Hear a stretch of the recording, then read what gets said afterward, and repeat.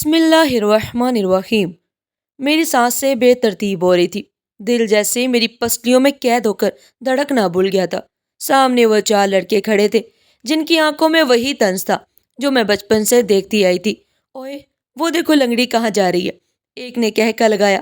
میرے ہاتھوں کی گرفت بستے پر سخت ہو گئی۔ میں نے قدم آگے بڑھایا لیکن اگلے ہی پل کسی نے میرے راستے میں بیگ پھینک دیا مگر میں زمین پر گر گئی۔ تو میں چبھن محسوس ہوئی مگر اس سے زیادہ وہ کہکے تھے جو کانوں میں زہر گھول رہے تھے۔ بیچاری چل بھی نہیں سکتی اور خواب دیکھتی ہے پڑھائی کے۔ میں نے اپنی ہتھیلی زمین پر جمائی اور خود کو اٹھانے کی کوشش کی کہ میرے لیے ہار ماننا کوئی آپشن نہیں، یہ پہلا موقع نہیں تھا جب میں نے ایسے تانے سنے تھے۔ پیدائش سے ہی میرے ایک پیر میں معمولی نقص تھا جس کی وجہ سے میری چال عام لڑکیوں جیسی نہیں تھی، مگر میں نے ہمیشہ خود کو مضبوط رکھا۔ میرے بابا کہتے تھے، بیٹا دنیا تمہیں توڑے گی لیکن تمہیں اپنی ہمت سے ان کے سامنے کھڑا ہونا ہے۔ یاد رکھو تمہیں اپنے برابر کھڑا نہیں دیکھ سکتے۔ اور میں نے بابا کی بات کو دل سے لگا لیا۔ وقت گزرتا گیا، میں نے ہر زخم کو اپنی طاقت بنا لیا۔ لوگ میرا مذاق اڑاتے رہے مگر میں نے کتابوں کو اپنا ہتھیار بنایا، دن رات محنت کی۔ جب کلاس میں اول آتی تو وہی لوگ حیران رہ جاتے جو کبھی مجھ پر ہنستے تھے۔ کالج کا وقت آیا تو وہی سلسلہ دہرایا گیا۔ میں نے اپنے خوابوں کو کمزور نہیں ہونے دیا۔ میں نے بزنس ایڈمنسٹریشن میں ماسٹر مکمل کیا اور اسی لمحے کا انتظار کرنے لگی جب میں اپنے قدموں پر کھڑی ہو کر دنیا کو دکھا سکوں گی کہ میں کسی سے کم نہیں۔ پھر وہ دن آیا، ایک مشہور کمپنی میں نوکری کے لیے انٹرویو کی کال آ گئی۔ میری ہتھیلیاں پسینے سے بھیگ رہی تھی۔ میں نے شیشے میں اپنا عکس دیکھا تھا، سادہ مگر پروفیشنل لباس، چہرے پر سنجیدگی مگر اندر ایک طوفان نایاب۔ تم یہ کر سکتی ہو۔ میں نے خود سے سرگوشی کی اور دفتر کے اندر قدم رکھا۔ یہ میرا پہلا قدم تھا ایک نئے سفر کی طرف، ایک سفر جہاں عزت و وقار میرا سب سے بڑا ہتھیار ہوگا۔ مگر مجھے اندازہ نہیں تھا کہ یہاں بھی کوئی زخم میرا انتظار کر رہے ہیں۔ دفتر کی دیوار پر لگی گھڑی کی سوئیاں آگے بڑھ رہی تھی اور میرے دل کی دھڑکن بھی اسی رفتار سے تیز ہو رہی تھی۔ میرے سامنے ایک شاندار آفس تھا جس کے شیشے کے دروازے کے پیچھے وہ بیٹھا تھا، ذیشان شاہ۔ مس نایاب، آپ اندر جا سکتی ہیں، ریسیپشنسٹ نے کہا۔ میں نے گہری سانس لی اور قدم آگے بڑھائے۔ دروازہ کھولتے ہی ایک روبدار شخصیت کا سامنا ہوا، ایک لمبا مرد جو اپنے لیپ ٹاپ کی اسکرین پر نظر جمائے بیٹھا تھا۔ کالے رنگ کی شرٹ کی آستینیں کونیوں تک چڑھی ہوئی تھی اور کلائی پر ایک مہنگی گھڑی بندھی تھی۔ اس کے چہرے پر بے نیازی اور سنجیدگی کا ایک مضبوط نقاب تھا، جیسے کسی عام آدمی کی موجودگی سے کوئی فرق ہی نہ پڑے۔ بیٹھیں، اس نے سرسری انداز میں کہا۔ نظر اسکرین سے ہٹائے بنا میں کرسی پر بیٹھ گئی۔ میری انگلیاں ہلکی سی کانپ رہی تھی مگر میں نے خود کو سنبھالا۔ نادیہ حسن، وہ میری فائل دیکھتے ہوئے بولا۔ ایم اے کیا ہے آپ نے؟ ٹاپر بھی رہی ہیں، انٹرنشپ کا تجربہ بھی ہے، تو آپ کو لگتا ہے کہ آپ ہماری کمپنی کے لیے ایک اچھا ساسا ثابت ہو سکتی ہیں؟ میں نے گلا صاف کیا۔ مجھے یقین ہے سر، میں محنتی ہوں اور پروفیشنل بھی۔ میں نے جو کچھ بھی سیکھا ہے وہ اس کمپنی کے فائدے میں آئے گا۔ ذیشان نے سر اٹھایا اور مجھے غور سے دیکھا۔ تو آپ خود کو کافی قابل سمجھتی ہیں؟ اس نے کرسی کی پشت ٹیک لگاتے ہوئے کہا۔ جی بالکل، میں نے مضبوط لہجے میں کہا۔ وہ چند لمحے خاموش رہا جیسے مجھے پرکھ رہا ہو، پھر اس نے نظر میرے پیر پر گئی، وہی پیر جس میں ایک معمولی نقص تھا مگر لوگوں کے لیے وہ بڑی چیز بن جاتا۔ اس کی آنکھوں میں ایک لمحے کے لیے عجیب سا تاثر ابھرا، جیسے کچھ حقارت یا شدید ہمدردی، اور میں ان دونوں چیزوں سے نفرت کرتی تھی۔ یہ جاب فزیکلی تھوڑی ڈیمانڈنگ ہوتی ہے، اکثر دیر تک کھڑے رہنا پڑتا ہے، پریزنٹیشنز دینی ہوتی ہیں، کیا آپ کر لیں گی؟ یہ سوال زہر سے کم نہیں تھا۔ میں جانتی تھی کہ یہ کہاں سے آیا تھا مگر میں نے خود پر قابو رکھا۔ میرے پاس دماغ ہے سر، اور مجھے لگتا ہے کہ بزنس کی دنیا میں یہی سب سے زیادہ اہم ہوتا ہے۔ جسمانی مضبوطی شاید ایک اضافی چیز ہو مگر ذہنی قابلیت اصل طاقت ہے۔ ذیشان کے لبوں پر ایک ہلکی سی مسکراہٹ آئی جیسے اسے میری بات میں کچھ مزہ آیا ہو مگر فوراً ہی وہ سنجیدہ ہو گیا۔ دلچسپ، اس نے کہا، پھر فائل بند کر کے میری میز پر رکھی۔ آپ کل سے جوائن کر سکتی ہیں۔ مجھے یقین نہیں آیا۔ کیا آپ نے سنا نہیں؟ میں نے آپ کو جاب دے دی ہے۔ میں نے دھڑکتے دل کے ساتھ سر ہلایا۔ سر شکریہ، ایک بات یاد رکھیں۔ اس نے رک کر گہری نظر سے دیکھا۔ یہاں کام آپ کی قابلیت پر ہوگا، کسی رحم یا رعایت پر نہیں۔ میں کسی کی کمزوریوں کا بوجھ نہیں اٹھاتا۔ میں نے سنجیدگی سے کہا۔ میں کبھی کسی پر بوجھ بننے کے لیے پیدا نہیں ہوئی سر۔ وہ چند لمحے مجھے دیکھتا رہا، پھر کرسی گھمائی اور دوبارہ لیپ ٹاپ کی اسکرین پر نظر جما لی۔ میں نے اپنا بیگ اٹھایا اور باہر نکل آئی۔ میرے قدم مضبوطی سے زمین پر تھے مگر دل میں ایک بے نام سی خلش تھی۔ یہ نوکری میرا خواب تھی، مگر ذیشان کا رویہ، اس کے لہجے میں جو ہلکی سی حقارت تھی، وہ ایک چبھتی ہوئی حقیقت تھی۔ دفتر میں پہلا دن ہمیشہ سب کے لیے خاص ہوتا ہے، لیکن میرے لیے یہ ایک امتحان سے کم نہیں تھا۔ میں نے شیشے کے دروازے کو دھیرے سے کھولا اور اندر قدم رکھا۔ پورے فلور پر ایک مصروف سی فضا تھی، لوگ اپنی اسکرینز پر جھکے کام میں مگن تھے، کچھ لوگ فون پر گفتگو کر رہے تھے اور چند گروپس میں بیٹھے ہنسی مذاق میں مصروف تھے۔ میں نے گہری سانس لی اور آگے بڑھی۔ اوہ، تو یہ ہے وہ نئی نادیہ حسن، ایک تیز آواز میرے کانوں میں پڑی۔ میں نے نظر گھمائی تو ایک لڑکی مجھے اوپر سے نیچے تک گھور رہی تھی، نفاست سے، سلیقے سے بندھے بال، چہرے پر چمکدار میک اپ اور لباس ایسا کہ واضح تھا کہ وہ اپنی ظاہری شخصیت کو لے کر خاصی پر اعتماد ہے۔ اس کے ساتھ کھڑی دوسری لڑکی نے سرگوشی میں کچھ کہا اور پھر دونوں نے ہلکا سا کہکا لگایا۔ مس نادیہ، میں مصباح ہوں، آپ کی colleague, welcome to the team. اس نے مصنوعی مسکراہٹ کے ساتھ ہاتھ بڑھایا۔ تھینک یو، میں نے شائستگی سے جواب دیا اور اس کا ہاتھ ہلکے سے تھاما۔ یہاں کام کرنا آسان نہیں ہے، خاص طور پر جب آپ مختلف ہوں۔ اس نے ایک نظر میرے پیر پر ڈالی اور آنکھیں گھماتے ہوئے بولی۔ مجھے اس جملے کے پیچھے چھپا طنز صاف طور پر محسوس ہوا، مگر میں نے جواب دینے کی بجائے مسکرا کر سر ہلا دیا۔ پہلے دن کی شروعات بظاہر عام سی تھی، مگر جلدی مجھے اندازہ ہو گیا کہ یہاں میرا سفر آسان نہیں ہوگا۔ یہ فائلز باس کے آفس میں دے دے، ایک کولیگ نے مجھ پر چند فائل تقریباً اچھالتے ہوئے کہا۔ میں نے چپ چاپ فائل سنبھالی اور ذیشان شاہ کے آفس کی جانب بڑھ گئے۔ دروازہ ہلکے سے نوک کیا، اندر سے سنجیدہ آواز آئی، آ جاؤ۔ میں نے دروازہ کھولا۔ ذیشان شاہ اپنی کرسی پر بیٹھا ہوا تھا، نظریں لیپ ٹاپ کی اسکرین پر جمی ہوئی تھی۔ یہ فائلز، میں نے کہتے ہوئے آگے بڑھنے کی کوشش کی، مگر جلدی میں میرا پاؤں قالین کے کنارے سے الجھ گیا اور میں بمشکل توازن برقرار رکھ سکی۔ ایک لمحے کے لیے لگا جیسے میں گر جاؤں گی، مگر میں نے خود کو سنبھال لیا۔ ذیشان نے سر اٹھایا، اس کی نظر چند لمحے میرے چہرے پر جمی رہی، پھر اس نے فائلز میری جانب سے لے لی۔ احتیاط، اس نے مختصر مگر سخت لہجے میں کہا۔ جی سر، میں نے سر ہلا کر کہا اور باہر نکل آئی۔ لنچ بریک میں میں نے کینٹین کا رخ کیا۔ ٹرے میں کھانے کی پلیٹ رکھتے ہی ایک آواز سنائی دی، ارے کیا نادیہ میڈم، ہمارے ساتھ کھائیں گی یا کسی الگ اسپیشل ٹیبل پر؟ مصباح اور اس کی چند سہیلیاں میرے سامنے آ کر بیٹھ گئی۔ ان کے انداز میں وہی تلخی تھی جسے میں برسوں سے جھیلتی آئی تھی۔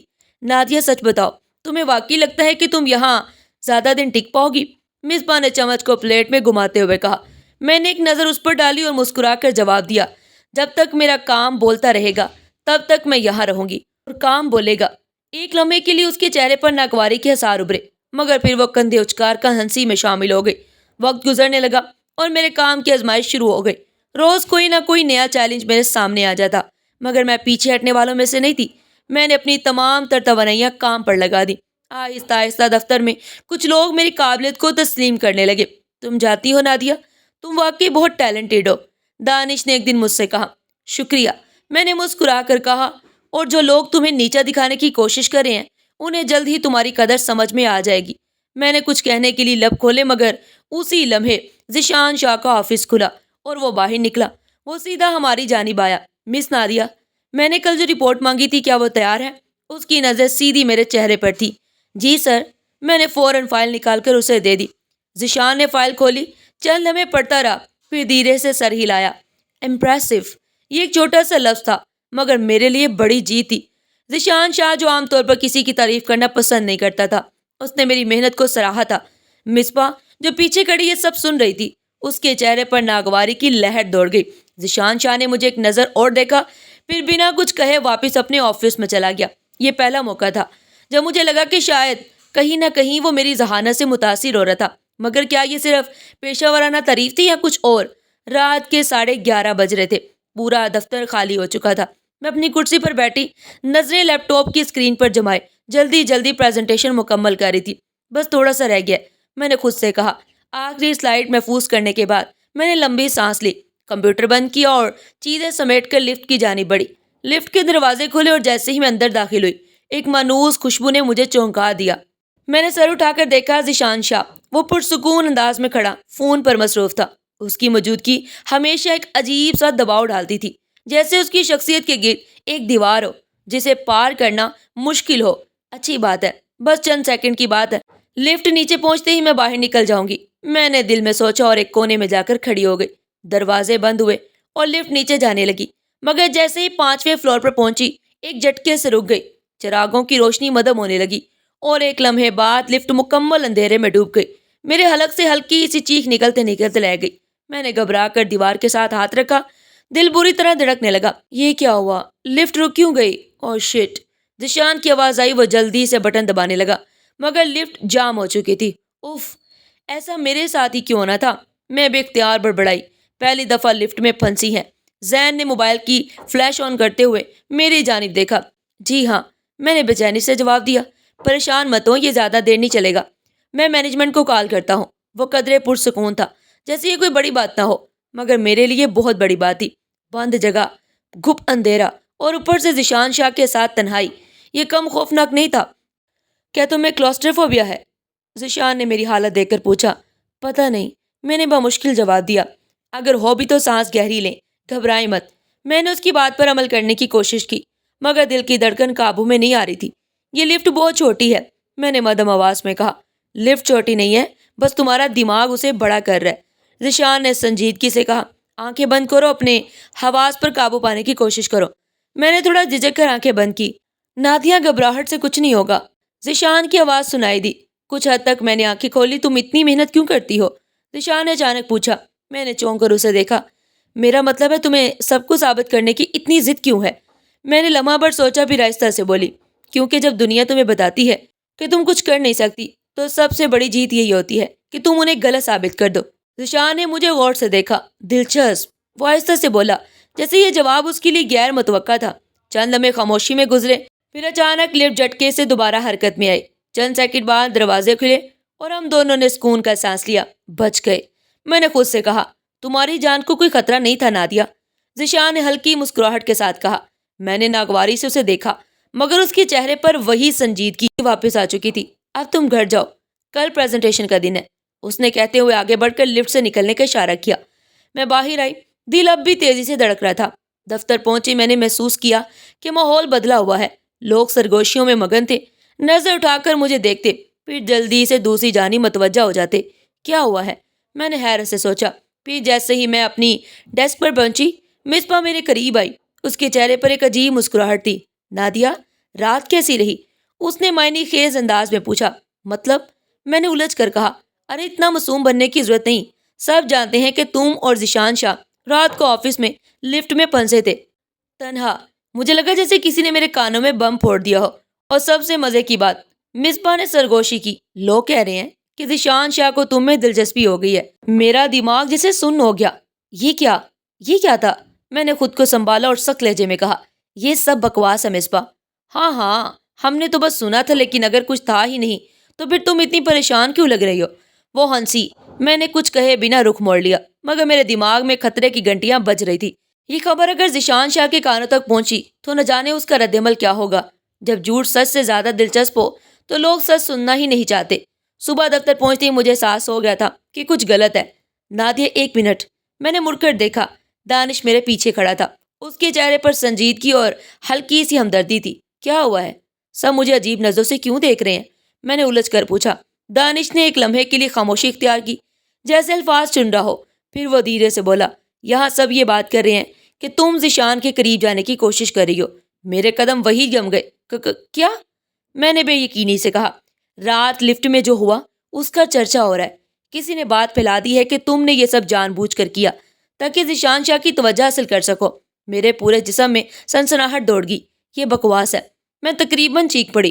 لفٹ خراب ہو گئی تھی اور ہم اتفاقیہ پھنس گئے تھے۔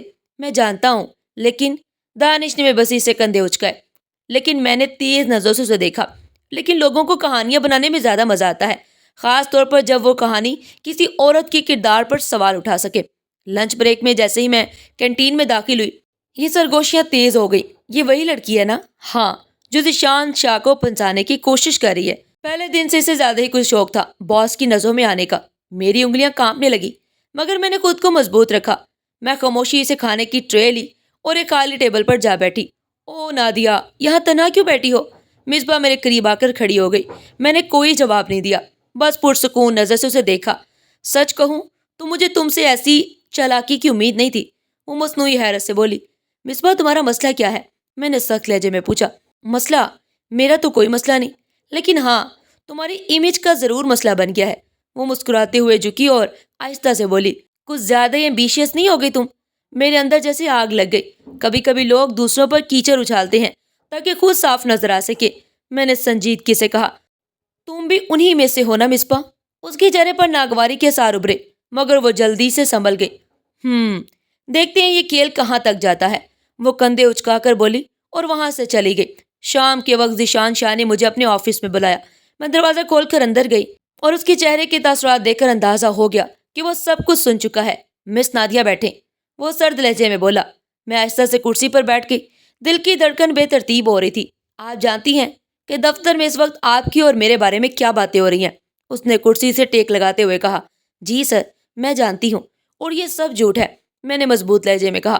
ذیشان نے مجھے غور سے دیکھا۔ میں ان افواہوں میں یقین نہیں رکھتا، لیکن بزنس ورلڈ میں امیج سب کچھ ہوتا ہے۔ اگر یہ سلسلہ ایسے ہی چلتا رہا تو کمپنی کی ساکھ متاثر ہوگی۔ تو آپ کیا چاہتے ہیں، میں نوکری چھوڑ دوں؟ میں نے تلخی سے پوچھا۔ میں چاہتا ہوں کہ یہ سب ختم ہو جائے، وہ سیدھا میری آنکھوں میں دیکھ کر بولا۔ اور اس کا واحد حل یہی ہے کہ میں یہاں سے چلی جاؤں، ہے نا؟ ذیشان خاموش رہا اور اس کی خاموشی میرے سوال کا جواب تھی۔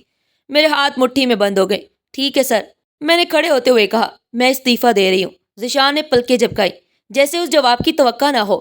نادیہ، یہاں سب نے میرا مذاق بنایا، میرا کردار داغدار کرنے کی کوشش کی، اور اب آپ چاہتے ہیں کہ میں خاموشی سے یہ سب برداشت کر کر کام کرتی رہوں؟ معاف کیجیے گا، مگر میری عزت نفس میرے کیریئر سے زیادہ قیمتی ہے۔ ذیشان شاہ، جو ہمیشہ بے تاثر اور سنجیدہ رہتا تھا، پہلی دفعہ جیسے لاجواب ہو گیا۔ میں نے اپنا استعفیٰ ٹیبل پر رکھا اور بنا پیچھے دیکھے دفتر سے باہر نکل آئی، مگر میں نے جو سمجھا تھا وہ غلط نکلا۔ یہ سب ختم نہیں ہوا تھا۔ جیسے ہی میں دفتر سے باہر نکلی، میں نے محسوس کیا کہ افواہیں میرے پیچھے چل رہی ہیں۔ لوگ چپکے چپکے سرگوشیاں کر رہے تھے، اور دفتر کے باہر بھی چند لوگوں کی نظریں عجیب سی تھی۔ میری نوکری تو گئی، مگر بدنامی نے میرا پیچھا نہ چھوڑا۔ ذیشان شاہ اپنے آفس کی کھڑکی کے پاس کھڑا تھا، نظریں دور خلا میں گم تھیں۔ اس کے دماغ میں نادیہ کے الفاظ گونج رہے تھے، میری عزت نفس میرے کیریئر سے زیادہ قیمتی ہے۔ وہ لمحہ جب نادیہ نے ان کی آنکھوں میں آنکھیں ڈال کر کہا تھا، ذیشان کے لیے غیر متوقع تھا۔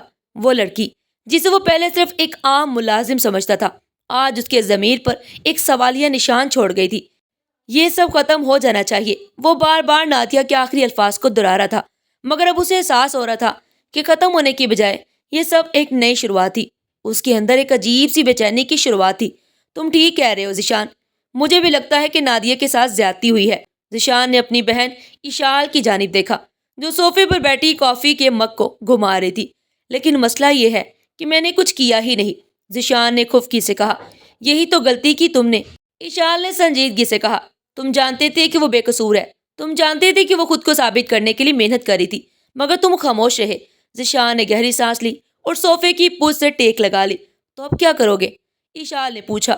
مجھے نہیں پتا، ذیشان نے پیشانی مسلتے ہوئے کہا، لیکن ایک چیز میں سمجھ چکا ہوں، نادیہ حسن کو کمزور سمجھنا میری سب سے بڑی غلطی تھی۔ یار یہ تو واقعی برا ہوا، دانش نے کافی کا گھونٹ لیتے ہوئے کہا۔ ذیشان نے اپنے سب سے قریبی دوست کو گھورا۔ برا؟ یہ تب برا ہوتا اگر نادیہ واقعی قصوروار ہوتی، لیکن وہ نہیں تھی، اور میں نے اسے بے یقینی کی کیفیت میں چھوڑ دیا۔ دانش نے کندھے اچکائے۔ تو پھر جاؤ اور اس سے معافی مانگو۔ ذیشان نے خشک ہنسی۔ نادیہ حسن وہ لڑکی نہیں جو کسی کی معافی پر سب کچھ بھول جائے، دانش نے مسکرا کر کہا۔ تم یہ سب کیوں سوچ رہے ہو؟ آگے تمہیں کیا فرق پڑتا ہے کہ نادیہ کیا سوچتی ہے؟ ذیشان کچھ دیر خاموش رہا۔ فرق پڑتا ہے، وہ آہستہ سے بولا۔ دانش کے چہرے پر حیرت ابھری۔ کیا؟ ذیشان نے نظریں چرائی، جیسے خود کو بھی یقین نہ آ رہا ہو کہ وہ یہ سب سوچ رہا تھا، مگر ایک بات اب واضح ہو چکی تھی۔ نادیہ حسن صرف ایک سابقہ ملازم نہیں تھی، وہ اس کے دماغ میں اٹک چکی تھی۔ میں باورچی خانے میں کھڑی چائے بنا رہی تھی جب دروازے پر زوردار دستک ہوئی۔ چونکہ شام کا وقت تھا، مجھے لگا کہ کوئی قریبی پڑوسی ہوگا یا کوئی ایک معمولی مہمان۔ میں نے چولہا بند کیا اور دروازے کی جانب بڑھی۔ جیسے ہی دروازہ کھولا، سامنے جو چہرہ دیکھا، میرے ہاتھوں کی گرفت ڈھیلی پڑ گئی اور سانس جیسے حلق میں اٹک گئی۔ ذیشان شاہ وہ میرے دروازے پر کھڑا تھا، کالے رنگ کی شرٹ کی آستینیں چڑھی ہوئی، سنجیدہ آنکھیں اور چہرے پر ایک عجیب سی الجھن۔ میں نے لمحہ بھر کے لیے سوچا کہ یہ کوئی خواب ہے یا حقیقت، لیکن ذیشان کی پرسکون مگر شدید نظر ثابت کر رہی تھی کہ یہ حقیقت ہی ہے۔ آپ یہاں؟ میں نے بامشکل کہا۔ ہاں، ذیشان نے مختصر جواب دیا۔ اس کا انداز ہمیشہ کی طرح سرد تھا، لیکن آج اس کی آنکھوں میں کچھ اور بھی تھا، ایک کشمکش، ایک بے چینی۔ مجھے تم سے بات کرنی ہے۔ میرے گھر پر؟ میں نے بے یقینی سے کہا۔ اور کہاں؟ آفس میں تم مجھے سننے کے موڈ میں نہیں تھی۔ میرے ماتھے پر تیوڑی چڑھ گئی کیونکہ وہاں آپ نے میرے لیے کوئی جگہ چھوڑی ہی نہیں تھی۔ مسٹر ذیشان۔ ذیشان نے گہری سانس لی اور دھیرے سے بولا، یہی تو بات ہے نادیہ، میں غلط تھا۔ میں نے اسے حیرانی سے دیکھا۔ ذیشان شاہ غلط تسلیم کر رہا تھا؟ یہ کیسا مذاق تھا؟ دیکھو، میں جانتا ہوں کہ تمہیں تکلیف پہنچی ہے اور میں یہ بھی جانتا ہوں کہ تمہیں تمہاری عزت سے زیادہ کچھ بھی عزیز نہیں، تو پھر یہاں کیا کر رہے ہیں ذیشان؟ میں نے سخت لہجے میں کہا۔ وہ چند لمحے خاموش رہا جیسے خود کو تیار کر رہا ہو، پھر وہ سیدھا میری آنکھوں میں دیکھ کر بولا، نادیہ، میں تم سے شادی کرنا چاہتا ہوں۔ میری آنکھیں حیرت سے پھٹ گئی۔ کیا؟ میری آواز مدھم مگر کانپتی ہوئی تھی۔ تمہیں مجھ سے شادی کرنی چاہیے، ذیشان نے مضبوط لہجے میں کہا۔ میں چند لمحے ہل بھی نہ سکی، میرے دماغ میں جیسے دھماکے ہو رہے تھے۔ آپ مذاق کر رہے ہیں، ہے نا؟ میں نے تلخی سے کہا۔ نہیں نادیہ، میں سنجیدہ ہوں۔ تمہاری بدنامی کو ختم کرنے کا یہی واحد طریقہ ہے۔ اگر ہم شادی کر لیں تو لوگ تمہیں غلط ثابت کرنے کی کوشش نہیں کریں گے، تمہیں تمہاری عزت واپس مل جائے گی۔ میری سانسیں بے ترتیب ہو گئیں۔ اوہ، تو آپ کو لگتا ہے کہ شادی ایک حل ہے، ایک تجارت ہے جس سے میرا نام صاف ہو جائے گا؟ میں نے حیرت بھرے انداز میں کہا، یہ سب تمہارے لیے بہتر ہوگا نادیہ۔ تمہیں پتہ ہے کہ اس وقت تمہاری ساکھ کو کتنا نقصان پہنچا ہے؟ میری ساکھ؟ میں نے غصے میں اس کی آنکھوں میں دیکھا۔ ذیشان شاہ، آپ کو اندازہ بھی ہے کہ آپ کیا کہہ رہے ہیں؟ آپ چاہتے ہیں کہ میں اپنی خودداری مار کر ایک ایسے شخص سے شادی کر لوں جس نے مجھ پر یقین تک نہ کیا؟ ذیشان نے لب بھینچ لیے۔ یہ جذباتی ہونے کا وقت نہیں ہے نادیہ، میں تمہاری مدد کرنا چاہتا ہوں، مجھے آپ کی مدد نہیں چاہیے۔ میں نے اس کا جملہ کاٹ دیا۔ ذیشان نے آنکھیں بند کر کے جیسے خود کو قابو میں رکھنے کی کوشش کی۔ یہ ضد مت کرو نادیہ، اس نے دھیمے مگر دباؤ والے انداز میں کہا۔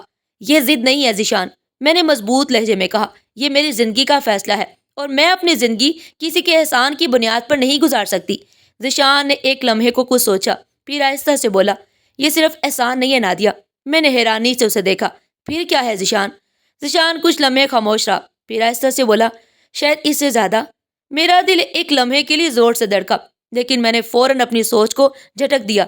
ذیشان شاہ، میں نے دھیرے مگر سخت لہجے میں کہا، آپ جو بھی سوچ رہے ہیں میں اس پر بھروسہ نہیں رکھتی۔ اگر آپ کو واقعی لگتا ہے کہ میں صرف ایک قابل رحم عورت ہوں جسے بچانے کی ضرورت ہے تو آپ مجھ سے زیادہ غلط کبھی نہیں تھے۔ میں خود اپنے زخموں کو بھر سکتی ہوں، میں اپنی ساکھ خود بحال کر سکتی ہوں، مجھے آپ کی ہمدردی نہیں چاہیے۔ ذیشان نے کچھ کہنے کے لیے لب کھولے مگر میں نے ہاتھ اٹھا کر اسے روک دیا۔ آپ جائیے مسٹر ذیشان، میری زندگی میں آپ کی جگہ نہیں ہے۔ ذیشان کی آنکھوں میں کچھ لمحے کے لیے ایک چمک آئی جیسے وہ کچھ کہنا چاہتا ہو، مگر پھر وہ خاموشی سے پلٹ گیا۔ میرے دروازے کے سامنے سے ذیشان شاہ کا سایہ ہٹ گیا اور میں نے دروازہ بند کر کے گہری سانس لی۔ میرا دل زور زور سے دھڑک رہا تھا مگر میں جانتی تھی کہ میں نے صحیح فیصلہ کیا تھا۔ ذیشان شاہ کی پیشکش میرے لیے صرف ایک حل ہو سکتا تھا، مگر میرے لیے میری خودداری کا امتحان تھا اور میں نے اپنی خودداری کو جیتنے دیا۔ نوکری کی تلاش آسان نہیں تھی۔ میں دن رات مختلف کمپنیوں کے دروازے کھٹکھٹاتی، انٹرویوز دیتی، مگر ہر جگہ ایک ہی کہانی دہرائی جاتی، ہمیں افسوس ہے مگر ہمارے پاس آپ کے لیے کوئی جگہ نہیں۔ میں جانتی تھی کہ یہ صرف بہانہ ہے، اصل وجہ کچھ اور تھی۔ جیسے ہی میں کسی انٹرویو کے لیے پہنچتی، چند ہی لمحوں بعد سامنے والے کے تاثرات بدل جاتے۔ وہ سرسری سوالات کرتا، پھر معذرت کے ساتھ مجھے منع کر دیتا۔ یہ وہی لوگ تھے جو میری قابلیت کے معترف تھے، مگر اب میرا نام بدنامی سے جڑ چکا تھا اور کوئی بھی اپنی کمپنی کا ماحول خراب نہیں کرنا چاہتا تھا۔ بیٹا، پریشان مت ہو، سب ٹھیک ہو جائے گا، بابا نے ہلکی مسکراہٹ کے ساتھ کہا، مگر ان کی آنکھوں میں وہ چمک نہیں رہی تھی جو پہلے ہوا کرتی تھی۔ میں نے ان کی کمزور کلائیوں کو تھاما۔ بابا، میں ٹھیک ہوں، آپ فکر نہ کریں۔ مگر سچ یہ تھا کہ میں ٹھیک نہیں تھی۔ بابا کی طبیعت دن بدن خراب ہو رہی تھی، دوائیاں مہنگی تھی اور گھر کے اخراجات بڑھتے ہی جا رہے تھے۔ میں ہر ممکن طریقے سے ہمت دکھانے کی کوشش کر رہی تھی، مگر حقیقت تلخ تھی۔ میرے پاس اب زیادہ وقت نہیں تھا۔ میں اس دن ایک انٹرویو دے کر نکلی تھی جب مجھے کسی نے آواز دی، نادیہ۔ میری سانس رک گئی۔ میں نے آہستہ سے پلٹ کر دیکھا، ذیشان شاہ۔ وہ اپنی کار کے قریب کھڑا تھا، چہرے پر ہمیشہ کی طرح سنجیدگی، مگر آنکھوں میں وہ غرور نہیں تھا جو پہلے ہوتا تھا۔ تم مجھ سے ملنے سے کتنی دیر تک بھاگتی رہوگی؟ وہ آہستہ سے بولا۔ جب تک ممکن ہو، میں نے تلخی سے کہا اور آگے بڑھنے لگی۔ نادیہ سنو۔ ذیشان نے میرا راستہ روک لیا۔ مجھے کچھ نہیں سننا ذیشان، میں نے جھنجھلا کر کہا۔ بس ایک دفعہ، اس نے نرمی سے کہا۔ یہ لہجہ نیا تھا۔ وہ ذیشان شاہ جو ہمیشہ سخت اور بے پرواہ لگتا تھا، آج واقعی سنجیدہ تھا۔ میں نے گہری سانس لی۔ کیا چاہتے ہو؟ میں جانتا ہوں کہ تم مشکل میں ہو اور میں یہ بھی جانتا ہوں کہ اس سب میں میرا بھی ہاتھ ہے، میں نے طنزیہ مسکراہٹ کے ساتھ کہا۔ آخر کار تسلیم کر ہی لیا۔ ذیشان نے میری بات کو نظر انداز کیا۔ میں تمہاری مدد کرنا چاہتا ہوں نادیہ۔ مدد؟ کیسی مدد؟ ایک اور شادی کی پیشکش یا اس دفعہ کوئی اور احسان؟ نہیں، وہ دھیرے سے بولا، بس تمہیں سننا چاہتا ہوں، تمہیں جاننا چاہتا ہوں۔ شاید بہت دیر ہو گئی ہے مگر میں واقعی تمہیں سمجھنا چاہتا ہوں۔ میں نے حیرانی سے اسے دیکھا۔ یہ وہ ذیشان شاہ نہیں تھا جسے میں جانتی تھی۔ دنیا میں سب سے بڑا دکھ یہ نہیں کہ کوئی تمہیں توڑ دے، بلکہ یہ ہے کہ تمہارے بے قصور ہونے کے باوجود کوئی تم پر بھروسہ نہ کرے، اور میرے ساتھ یہی ہوا تھا۔ اس روز شام کے وقت میں اپنے کمرے میں بیٹھی کچھ پڑھ رہی تھی جب دروازے پر دستک ہوئی۔ میں نے کتاب بند کی اور باہر آئی۔ امی نے دروازہ کھولا۔ جو شخص وہاں کھڑا تھا اسے دیکھ کر میرے قدم وہی جم گئے۔ ذیشان شاہ۔ اسے دیکھ کر پہلا احساس غصے کا تھا، دوسرا حیرت کا، اور تیسرا شاید تکلیف کا جو میں چھپانا چاہتی تھی۔ آپ یہاں کیوں آئے ہیں؟ میں نے دروازے کے پاس کھڑے ہو کر سوال کیا۔ میری آواز میں سختی تھی۔ میں نے جان بوجھ کر خود کو مضبوط ظاہر کیا، حالانکہ دل کے اندر ایک شور مچا تھا۔ نادیہ، مجھے تم سے بات کرنی ہے، ذیشان نے کہا۔ اس کے لہجے میں وہ غرور نہیں تھا جو ہمیشہ ہوتا تھا۔ ہمارے درمیان کہنے سننے کو کچھ باقی نہیں رہا ذیشان، میں نے دو ٹوک جواب دیا۔ Nadia please. ذیشان کی آواز میں پہلی دفعہ کچھ ایسا تھا جس نے مجھے لمحہ بھر کے لیے چونکا دیا۔ میں نے گہری سانس لی اور دروازے کے سامنے سے ہٹ گئی۔ ٹھیک ہے، کہیے، لیکن جلدی۔ ذیشان چند لمحے خاموش رہا، جیسے الفاظ تلاش کر رہا ہو، پھر آہستہ سے بولا، تم سچ کہہ رہی تھی نادیہ، تم بے قصور تھی اور میں نے تمہاری بے گناہی کو نظر انداز کر دیا۔ میرے دل میں ایک لمحے کے لیے درد کی پرانی لہر لوٹ آئی، مگر میں نے خود کو قابو میں رکھا۔ یہ سب ماریا نے کیا تھا، ذیشان نے اعتراف کیا۔ اس نے تمہیں راستے سے ہٹانے کے لیے جھوٹا پروپیگنڈا کیا۔ وہ چاہتی تھی کہ میں تمہیں کمزور سمجھوں، تم پر شک کروں، اور میں نے وہی کیا جو اسے چاہیے تھا۔ میں نے بے یقینی سے اسے دیکھا۔ میں نے اس سے رشتہ ختم کر دیا ہے۔ یہ سن کر میرے دل میں کوئی خوشی یا سکون کا احساس نہیں ہوا۔ ذیشان، آپ کو یہ سب کہنے کی ضرورت نہیں تھی، میں نے دھیرے سے کہا۔ سچ کتنا بھی دیر سے سامنے آئے وہ ماضی کے زخم نہیں بڑھتا، لیکن میں چاہتا ہوں کہ تم مجھے معاف کر دو۔ ذیشان کی آواز میں پہلی دفعہ بے بسی تھی۔ میں نے اس کی آنکھوں میں جھانکا۔ وہاں واقعی پچھتاوا تھا، مگر میرے زخم اتنے گہرے تھے کہ وہ صرف چند الفاظ سے مٹ نہیں سکتے تھے۔ ذیشان، معافی تب دی جاتی ہے جب کوئی بھولنے کے لیے تیار ہو، اور میں ابھی اس موڑ پر نہیں پہنچی، میں نے فیصلہ کن انداز میں کہا۔ ذیشان خاموش ہو گیا۔ میں نے دروازہ بند کیا اور ایک لمبی سانس لی۔ میں جانتی تھی کہ میں نے صحیح فیصلہ کیا تھا، مگر کیا دل بھی یہی کہہ رہا تھا؟ ذیشان کی حقیقت جاننے کے بعد میں نے اسے مزید کوئی تعلق نہ رکھنے کا فیصلہ کر لیا تھا۔ میں نے اپنی پوری توجہ اپنے مستقبل پر مرکوز کر دی۔ ہر صبح جب میں خود کو شیشے میں دیکھتی تو ایک بدلی ہوئی نادیہ میرے سامنے ہوتی، وہ نادیہ جو اپنے زخموں کو کمزور نہیں بلکہ طاقت بنا چکی تھی۔ میں نے نوکری کے لیے کوششیں شروع کی۔ وہی دنیا جو کبھی مجھ پر انگلیاں اٹھاتی تھی آج میرے سامنے اپنے دروازے کھولنے پر مجبور تھی۔ کچھ ہی ہفتوں میں مجھے ایک نئی کمپنی میں ملازمت مل گئی۔ یہ وہی مقام تھا جہاں میں نے خود کو کھویا تھا، مگر اب میں اپنی نئی پہچان بنانے جا رہی تھی۔ نادیہ، تم نے جو فائل تیار کی ہے وہ واقعی شاندار ہے، میرے باس نے میری رپورٹ دے کر کہا۔ شکریہ سر، میں نے نرمی سے جواب دیا۔ اگر تم ایسے ہی محنت کرتی رہی تو جلدی تمہیں بڑی پوزیشن مل جائے گی۔ میں نے مسکرا کر سر ہلایا، مگر اندر سے میری آنکھیں نم ہو گئی۔ یہ وہی بات تھی جو میں ہمیشہ سننا چاہتی تھی، وہی تعریف، وہی عزت جس کے لیے میں نے اتنی تکلیفیں برداشت کی۔ مگر پھر بھی کہیں نہ کہیں ایک خلاصہ تھا۔ گھر میں بابا کی طبیعت بھی اب بہتر ہونے لگی تھی۔ وہ اکثر مجھے بٹھا کر کہا کرتے، بیٹا، تم نے جو کچھ بھی حاصل کیا ہے وہ تمہاری اپنی محنت کا نتیجہ ہے۔ مجھے تم پر فخر ہے، مجھے تم پر ناز ہے۔ یہ سن کر میرا دل خوشی سے بھر جاتا، مگر رات کے اندھیرے میں جب میں اکیلی ہوتی تو کبھی کبھی ایک سوال مجھے ستانے لگتا، کیا واقعی میں نے وہ سب حاصل کر لیا ہے جس کی مجھے ضرورت تھی، یا کچھ اور بھی تھا جو ابھی باقی تھا؟ ایک روز دفتر میں کام کرتے ہوئے اچانک مجھے احساس ہوا کہ کوئی مجھے دیکھ رہا ہے۔ میں نے نظر اٹھا کر ادھر ادھر دیکھا، مگر کچھ خاص محسوس نہیں ہوا، مگر دل میں ایک عجیب سا خدشہ جاگا۔ پھر کچھ دنوں بعد میں ایک کیفے میں اپنی دوست ہیرا کے ساتھ بیٹھی تھی۔ جب اس نے میرے کندھے پر ہاتھ رکھا، نادیہ، کوئی تمہیں اکثر دیکھتا رہتا ہے۔ میں چونک گئی۔ کیا مطلب ہیرا؟ ہیرا نے آہستہ سے میری نظریں سامنے کی طرف موڑی، اور میں نے جو دیکھا اس نے میرے دل کی دھڑکن ایک پل کے لیے روک دی۔ ذیشان شاہ، وہ کچھ فاصلے پر بیٹھا تھا، کافی کا کپ ہاتھ میں تھا، مگر نظریں مجھ پر مرکوز تھیں۔ میں نے فوراً رخ موڑ لیا۔ یہ کیا کر رہا ہے یہاں؟ میں نے خود سے سرگوشی کی۔ ہیرا نے آہستہ سے کہا، لگتا ہے کہ وہ بھی تمہیں بھلا نہیں پایا نادیہ۔ میں نے سختی سے اپنے جذبات کو دبایا۔ مجھے اس سے کوئی فرق نہیں پڑتا، میں نے زبردستی مسکرا کر کہا۔ میری زندگی میں اس کے لیے کوئی جگہ نہیں بچی، اور نہ ہی کبھی ہوگی، لیکن شاید قسمت نے ابھی میرا امتحان ختم نہیں کیا تھا۔ کچھ روز بعد دانش کی زبانی ایک اور بات سننے کو ملی جس نے میرے دل میں ایک دفعہ پھر ہلچل مچا دی۔ نادیہ حسن بدل گئی ہے ذیشان، دانش نے ذیشان سے کہا۔ نہیں، ذیشان نے مدھم آواز میں جواب دیا، وہ ہمیشہ سے ایسی ہی تھی۔ بس میں اسے پہچاننے میں دیر کر دی۔ اور اب دانش نے پوچھا۔ ذیشان نے کھڑکی سے باہر آسمان کی جانب دیکھا جہاں سورج کی آخری کرنیں زمین کو سنہری روشنی میں نہلا رہی تھی۔ اب میں اسے ویسے دیکھنے لگا ہوں جیسے شاید ہمیشہ دیکھنا چاہیے تھا، محبت کی نظر سے۔ مجھے نہیں پتا تھا کہ ذیشان واقعی بدلا تھا یا نہیں، مگر یہ بات ضرور جانتی تھی، میرے راستے الگ ہو چکے تھے اور میں اس دفعہ پیچھے پلٹ کر دیکھنے کے لیے تیار نہیں تھی۔ وہ سردیوں کی ایک عام سی صبح تھی جب میں ناشتے کی میز پر بیٹھی اخبار کے صفحات پلٹ رہی تھی۔ بابا میرے سامنے بیٹھے تھے، ہاتھ میں چائے کا کپ تھا، مگر نظریں مجھ پر جمی تھی۔ کیا ہوا بابا؟ میں نے مسکرا کر پوچھا۔ بابا نے چائے کا گھونٹ لیا، پھر دھیرے سے بولے، نادیہ مجھے فخر ہے تم پر۔ میرے ہاتھ اخبار پر رک گئے۔ یہ اچانک؟ میں نے ہنستے ہوئے کہا، مگر بابا کے چہرے کی سنجیدگی دیکھ کر میری مسکراہٹ مدھم ہو گئی۔ بیٹا میں نے ہمیشہ تمہیں مضبوط دیکھنا چاہا تھا اور آج تم واقعی اپنی طاقت پر کھڑی ہو۔ میں نے نظریں جھکا لی۔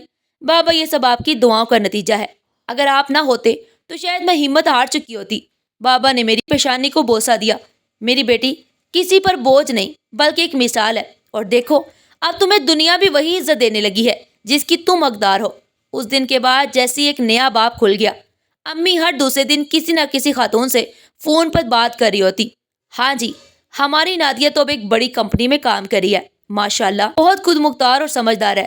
یہ جملے مجھے حیران کر دیتے تھے۔ کچھ مہینے پہلے یہی لوگ میرے بارے میں کیا کچھ نہیں کہتے تھے، اور آج وہی لوگ میرے لیے اچھے رشتے تلاش کر رہے تھے۔